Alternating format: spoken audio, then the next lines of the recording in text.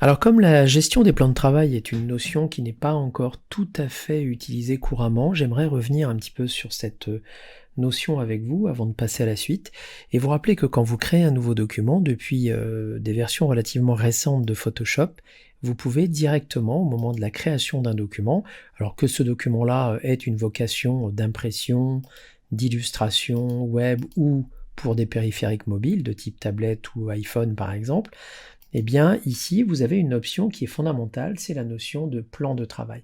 Alors attention, cette option-là, vous voyez qu'elle est décochée par défaut quand vous demandez un document d'impression et qu'elle devient cochée par défaut quand vous demandez un document pour mobile.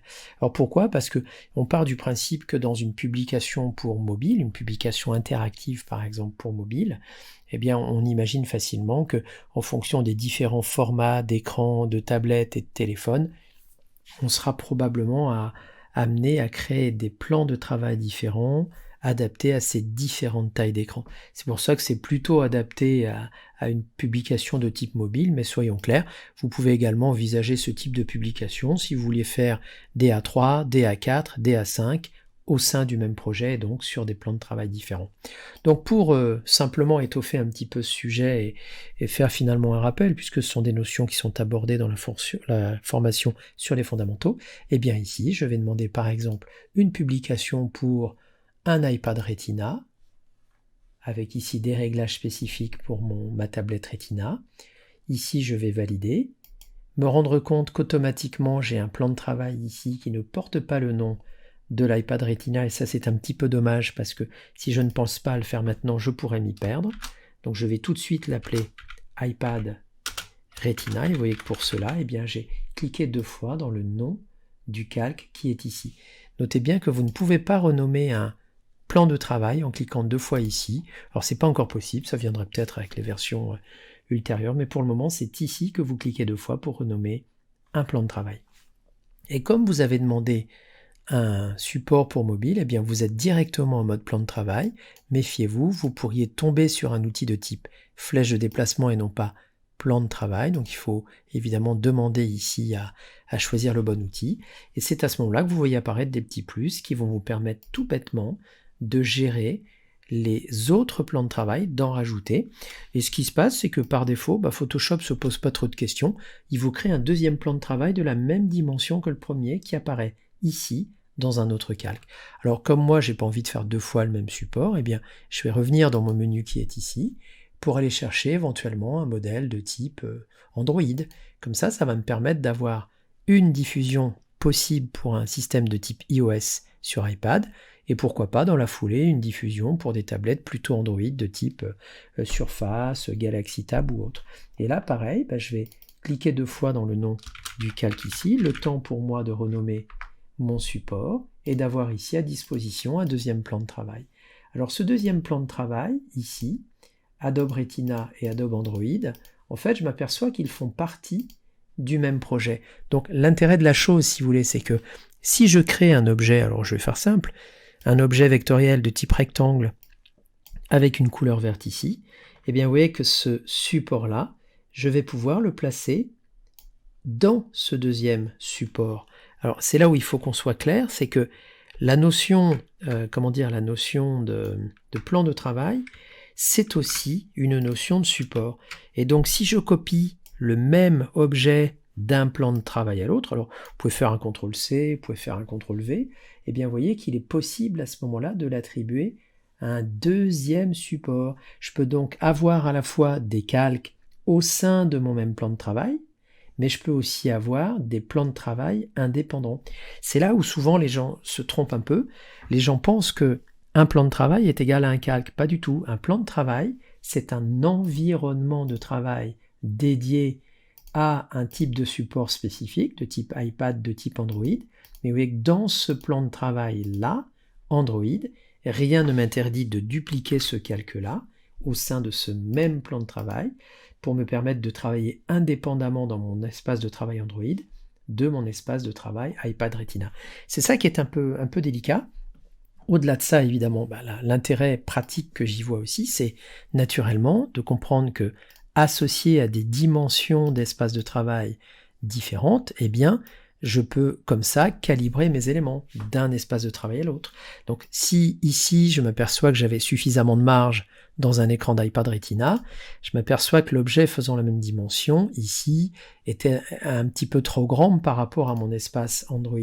Donc là, je vais pouvoir par exemple manipuler cet élément sur ce calque spécifique évidemment, le redimensionner. Alors j'en profite pour vous signaler qu'en maintenant la touche Alt de votre clavier, au lieu de faire une transformation, vous voyez, qui va vers la droite, comme c'est le cas chez moi, ici, alors je n'oublie pas de masquer l'autre élément, sinon vous allez confondre les deux supports, et bien vous voyez que en appuyant sur la touche Alt de mon clavier en faisant CTRL-T, ce qui va se passer, c'est que le redimensionnement va se faire de manière totalement symétrique. Et ça c'est intéressant parce que ça me permet d'avoir une réduction concentrique de mon objet par rapport au centre d'origine. Vous voyez, donc j'ai pu, grâce à cette touche Alt finalement, mais aussi surtout grâce à mon plan de travail de dimension Android, adapter un objet qui était parfaitement adapté à une taille d'écran Retina à un écran de type Android.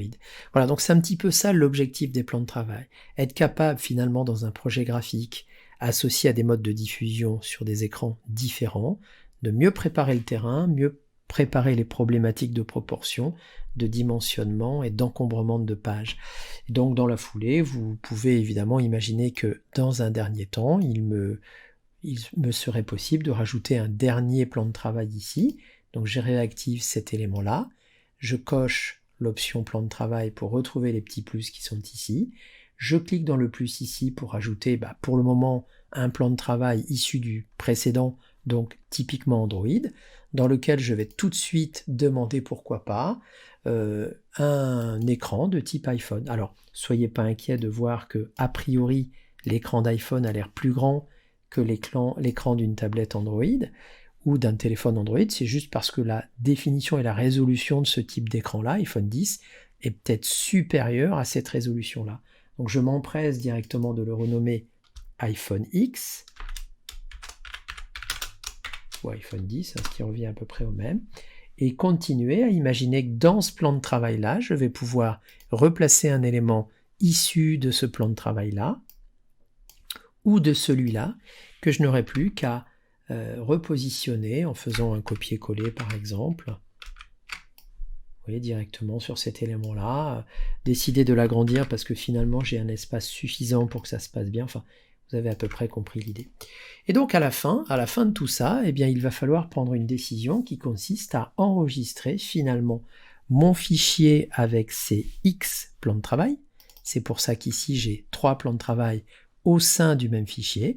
Je vais donc décider d'enregistrer sous mon projet, enregistrer sous, sur mon ordinateur pour faire simple, pourquoi pas sur le bureau de mon ordinateur. Je vais ici choisir de conserver pour le moment mes plans de travail, donc ça sous-entend que le format que je vais choisir, ce sera toujours du PSD. Pourquoi ? Parce que ça me permet de conserver mes plans de travail. Les autres formats, évidemment, c'est plus dangereux, puisque imaginez qu'on enregistre notre document en JPEG ici, on risque d'aplatir tous les calques et finalement de ne garder que le calque qui était actif ou qui était supérieur au moment de l'enregistrement. Donc ça, c'est assez dangereux.